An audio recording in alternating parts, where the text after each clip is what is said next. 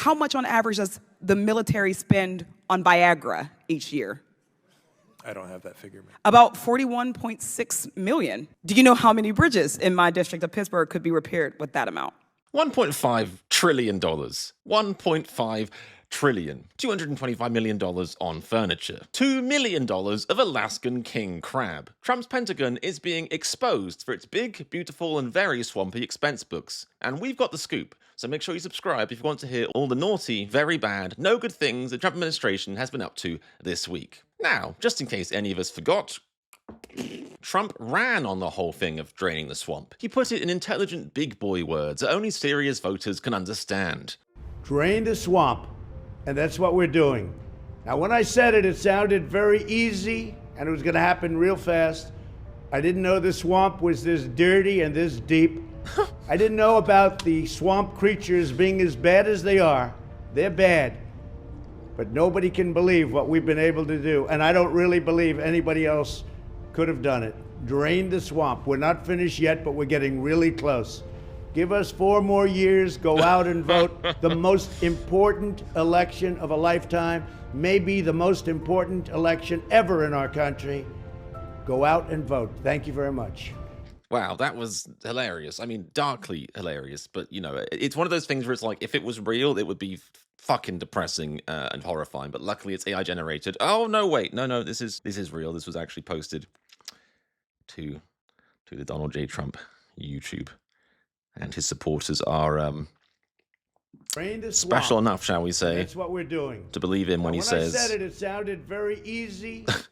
When I said it was easy, it sounded very easy because I said it was going to be very easy, and I said I would do it immediately, and I haven't done it immediately, but just 4 more years, just 4 more. This time, it's like a man taking $20 from you, saying, I'm going to get clean, I need some help, I'm going to go buy a sandwich, and you see him, you know, like jacking up some heroin, like 2 seconds later, and then he's like, well, this time, the $20 will go towards a sandwich, I swear it, just 1 more $20, please. So yes, Trump is so honest, and it's all about draining the swamp, which is why it's crazy that this week, people have been exposing the insane waste and corruption in the Pentagon budget. I recognize the gentlelady from New Hampshire, Ms. Goodlander.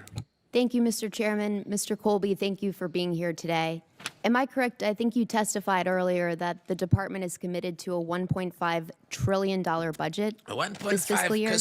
That's I'm not exactly sure what the parameters are, ma'am, but we're advocating for a $1.5 trillion budget under the president's direction.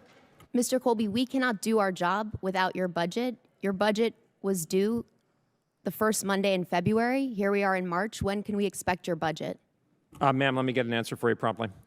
We look forward to that answer. Mate, there are people in offices, there are children who face harsher punishments for not having delivered their homework or coursework or deliverables on time than this man who was sitting there being like, oh yeah, I'll get you the list of the reasons why we need 1.5 10 billion, 144 squillion dollars of taxpayer money. I'll get it to you soon. I've been real busy this week. I got things to do. Fuck me. Can you give us any sense of where this plus up is going to be dedicated to within the department?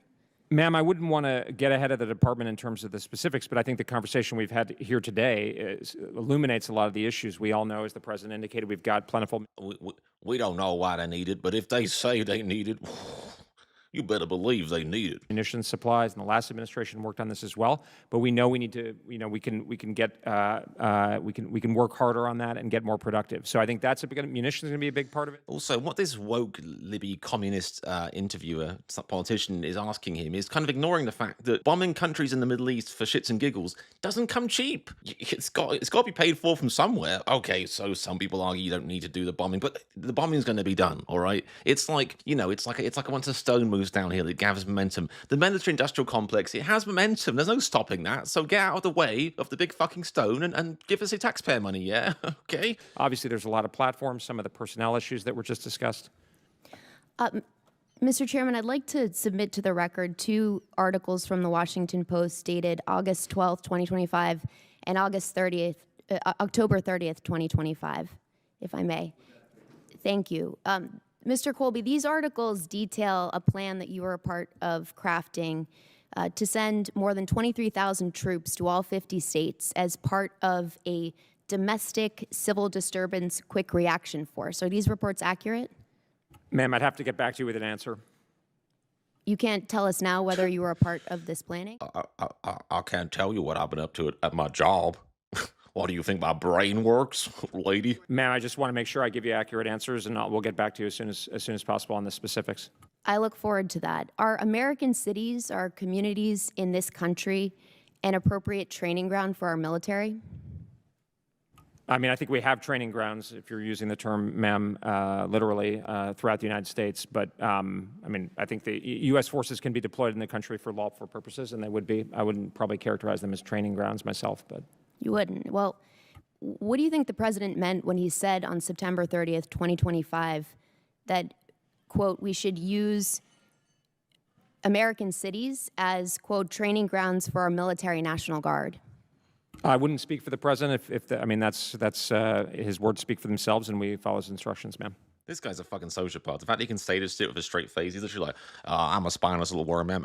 Thanks for your question, ma'am. I'm a fucking worm. I'm a piece of shit. I'm a fucking kidney bean with no spine. Thank you for your question. And this situation got even more fishy, shall we say, when news broke this week about what the Pentagon is actually spending its money on. So bear in mind, when they're asking for $1.5 trillion for the new budget, this is a breakdown of what they've been spending it on recently, and it's insane. Check this out. So according to government watchdog Open the Books, the Department of Defense's spending in September reached levels not seen since at least 2008, a total of $93 billion. Oof, $93 billion. Imagine what you could do with that sort of money, you know, to like actually help people. Extravagant purchases have taken on new importance now. The Pentagon may be on the verge of depleting its munitions stockpile as Trump's war in Iran escalates. But, you know, who needs munitions? They're cheap. We can get more. The waste was staggering. The Pentagon spent over $225 million on furniture alone, the highest amount since 2014. And remember, because I think I forgot this as I was scripting this, I was like, oh, this must be a year. No, not yearly. This is September. So in September, the Pentagon spent $225 million on furniture. This included $12,000 on fruit basket stands and more than $60,000 on premium Herman Millen chairs. And this is where it's like the let them eat cake shit is egregious. Dining also received generous funding. The Pentagon purchased $2 million worth of Alaskan king crab in September, a feat the department has accomplished 5 times during Trump's tenure. We'll get more into that later because the whole crab thing, there's actually a graph made about crabs. That's where we're at with this administration. So the Pentagon or the Department of Defense for some reason bought Steinway and Sons grand piano, a violin, a Japanese flute, I guess so they can shove it up the arse of the taxpayer. Pentagon also made $6 billion in purchases from foreign governments, over $1 billion more than the previous record of $5.2 billion in September 2023. Ugh, America first.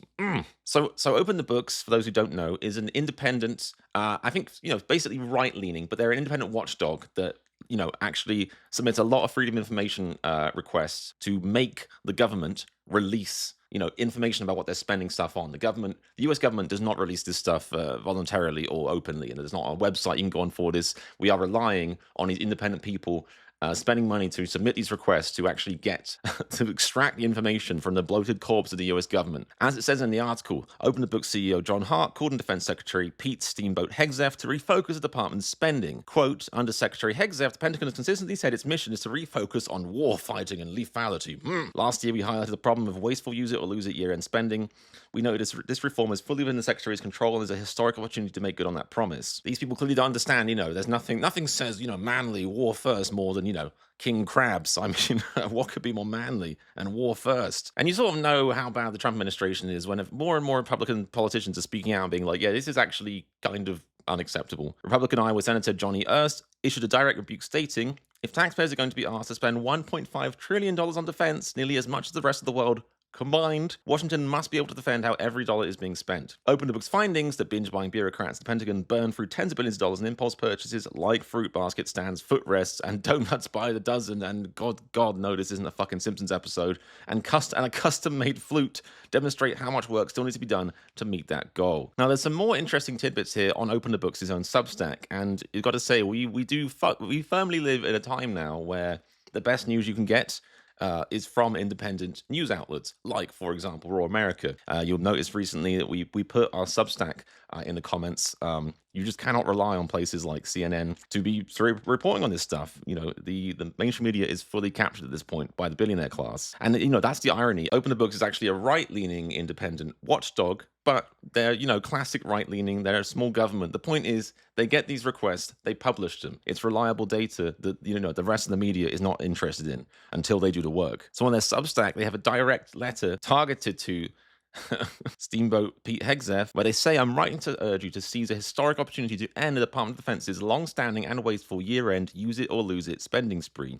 As you know, you actually might not know he's being generous. This is Pete Hegseth we're talking about. Funding rules, use it or lose it funding rules encourage federal agencies to exhaust their budget by any means necessary at the end of the fiscal year. Agency heads fear they risk receiving less funding from Congress the following year if funds remain unspent. And to be clear, unsurprisingly, unshockingly, this has been a problem under, many presidents. I'm not out here saying this is only a Trump problem. It's just the problem has gotten more egregious recently. It's almost like that swamp they're supposed to drain has just been allowed to fester. Weird that. So they put a good example here. Only 15 other countries spent more in the military in an entire year than what the Biden administration spent in 5 days. That's good old American exceptionalism. So they say, here are some purchases we found in the DoD checkbook last September. $6.1 million of lobster tails, $16.6 million of ribeye steak, $211 million of furniture, $36,000 for footrests. I thought they're supposed to be warrior people.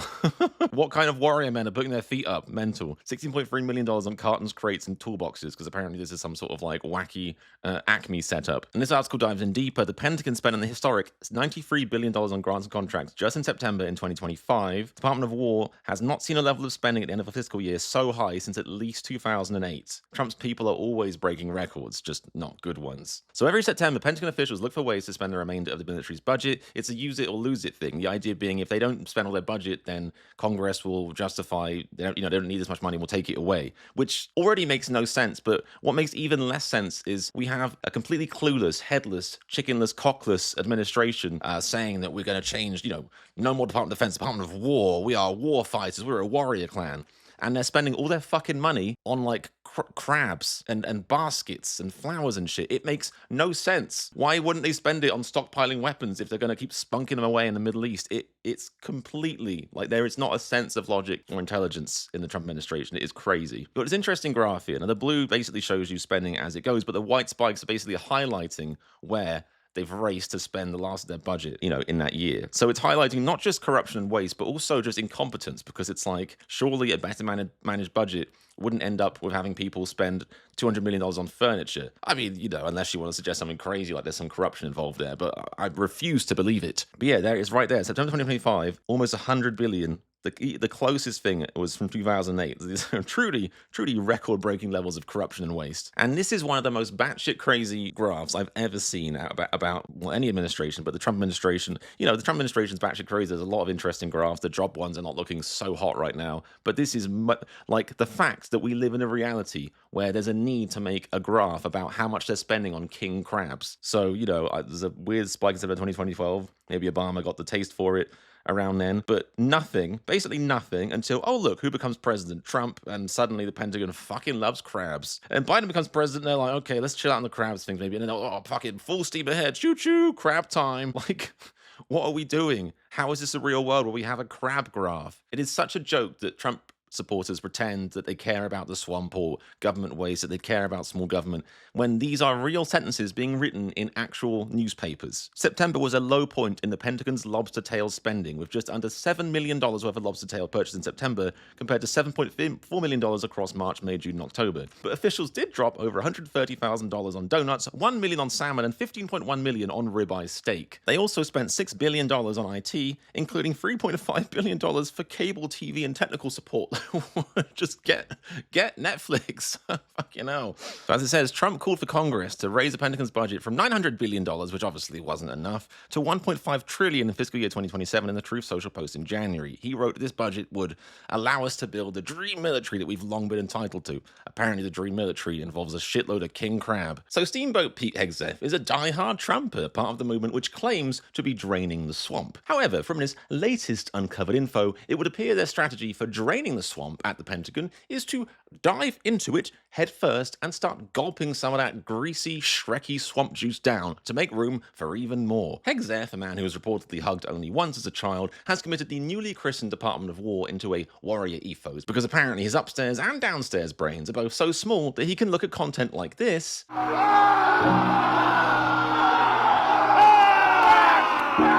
man think to himself, yes, this is what a winner looks like. Ah, yeah, I'm a man. I'd like some king crab. Ah, I'm an alpha. Ooh, some Herman Millet furniture would be nice for my buttocks. I hear the lumbar support is wonderful. Ooh, real men eat only meat, but I wouldn't say no to a few fruit baskets. Speaking of fruity basket cases, subscribe now and like the video to help support us bringing more coverage of this fucked administration. I'm British Chris, and this is Raw America.